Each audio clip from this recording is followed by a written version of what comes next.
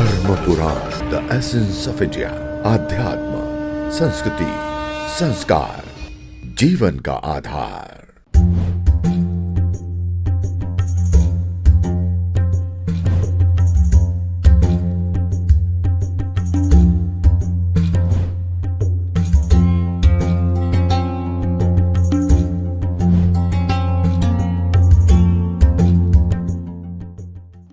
श्री राम जय जय राम। श्री राम जय जय राम। श्री राम जय जय राम।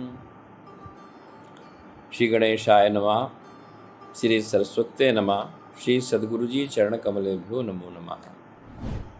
अभी ये जो पक्ष चल रहा है, जिसको हम पितृपक्ष, श्राद्ध पक्ष कहते हैं, ये हमारा दो चीज़ का बोध कराता है। एक तो हमारा कर्तव्य उन पितरों के प्रति जिनका ऋण हमारे ऊपर है, क्योंकि मनुष्य के ऊपर 3 ऋण होते हैं: पितृ ऋण, ऋषि ऋण और देव ऋण। तो उस ऋण से भी हम इस पत्र में कैसे ऐसा सत्कर्म करें, उनकी स्मृति के लिए, हमको उनके कल्याण के लिए हमको भी कर्तव्य करने का बाद में अधिकार ये पितृपक्ष देता है।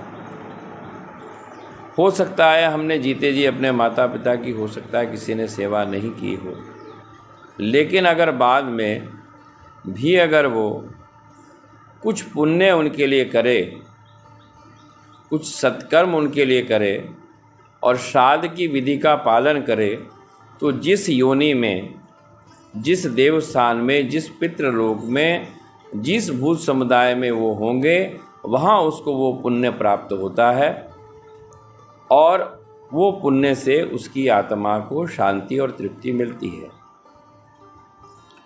आज बहुत सारे देश में, भारत के देश में पितृदोष की बहुत चर्चा होती है।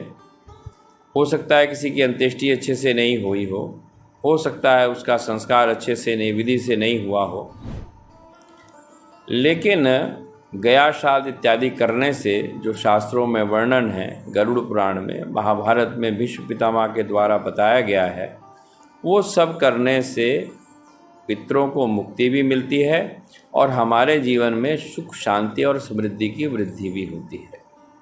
ये जो पितृमोक्षी अमावस्या आती है, इसका बहुत ही महत्व है। ज्ञात अज्ञात, जिसको हम जानते हैं, नहीं जानते हैं, जिनके बारे में हमको विस्मृति हो गई है, क्योंकि ये तो तिथि से होता है श्राद्ध। ये तो इस तरह से नहीं होता है कि 21 जनवरी और 22 जनवरी को श्राद्ध होगा, ऐसा नहीं है। ये तो तिथि के स्मरण से ही श्राद्ध हो सकता है। तो उस दिन श्राद्ध करने से सभी पितरों को, मातामह श्राद्ध भी कहते हैं, सभी को मुक्ति का लाभ मिलता है। लेकिन उसमें एक बिंदु जिसकी मैं चर्चा करना चाहता हूँ, वो बिंदु ये है, बहुत सारे विद्वानों ने अभी इसको बहुत सी जगह पत्रों के माध्यम से भी लिखा है, समाचार पत्रों में भी लिखा है। श्राद्ध में 5 बलिष्ठ की बड़ी चर्चा है कि श्राद्ध के 5 भाग किए जाएं, और पहला भाग गाय का, दूसरा श्वान का, तीसरा कौवे का, चौथा चींटियों का, 5वां देवताओं का, और उसके बाद जो ब्राह्मण देवता हैं उनको सादर पूर्वक बुला करके उनको श्राद्ध का भोजन कराएं, और वो जो बाकी अन्न बच जाए उससे परिवार और रिश्तेदारों में उसका प्रसाद के रूप में सब सेवन करें। अब ये जो 5 भाग है, ये जो मनुष्य का शरीर है, ये पंचभौतिक 5 तत्वों से बना है, और ये 5 तत्वों की एक विशेषता है, जैसे ही आप इन 5 तत्वों के करीब अपने को पाते हैं तो आपको बड़ी ही प्रसन्नता होती है। कोई व्यक्ति समुद्र का जल देखे, जल के किनारे जैसे पहुंचा, बड़ा मन को अच्छा लगता है। पृथ्वी के किसी बड़े सुंदर कोने को देखता है तो मन को बड़ा आकर्षण होता है। आकाश में कोई खगोलीय घटना को देखता है, कोई ऐसी घटना उसको दिखती है, सूर्य का कोई बिंब ही दिखता है तो बड़ा प्रसन्नता होती है। ऐसे ही बड़ी तेज वायु बहती, बड़ा उसको अच्छा लगता है। अग्नि को भी कहीं वो देखता है तो बड़ी उसका मन आकृष्ट होता है। तो ये जो 5 तत्वों का रक्षण और समर्पण कैसे हो, इसके लिए 5 भाग हैं। गाय को पृथ्वी तत्व का, कौवे को आकाश तत्व का, और जो श्वान है उसको जल तत्व का, और ये जो चींटी है उसको अग्नि तत्व का, और जो हमारे देवता है उनको वायु तत्व का प्रतीक माना गया है।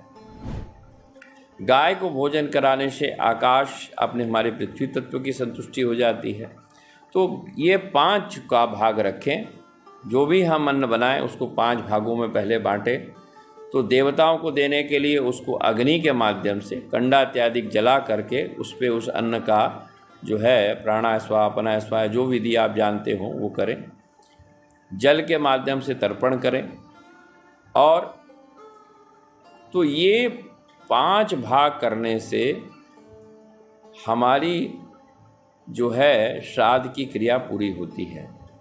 बहुत से लोग श्राद्ध करते हैं लेकिन इस विधि को नहीं करते हैं, क्योंकि इस विधि की चर्चा गरुड़ पुराण, महाभारत, बहुत सारे अन्य श्राद्ध के ग्रंथों में भी दी गई है।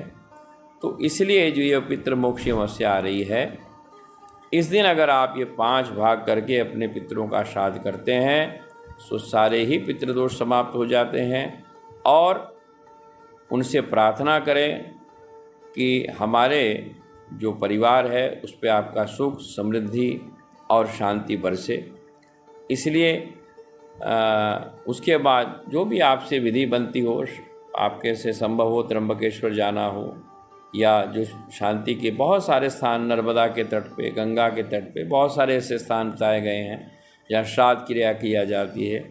बद्रीनाथ में ब्रह्म कपाली है, गया श्राद्ध है, वो सब करना ही चाहिए। शास्त्र की जो विधि है उसका पालन करना ही चाहिए। लेकिन अगर पक्ष में आपसे कुछ नहीं हुआ है तो इस पितृ मोक्ष अमावस्या के दिन इस विधि को करके अपने ब्राह्मण को और 5 भाग बांट करके श्राद्ध को संपन्न करें।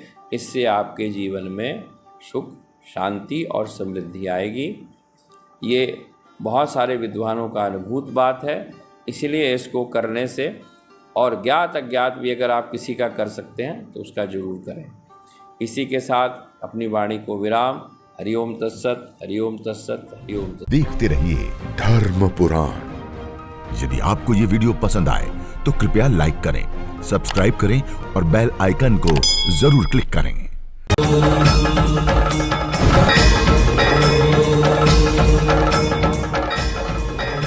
धर्म पुराण, द एसेंस ऑफ इंडिया। आध्यात्म, संस्कृति, संस्कार, जीवन का आधार।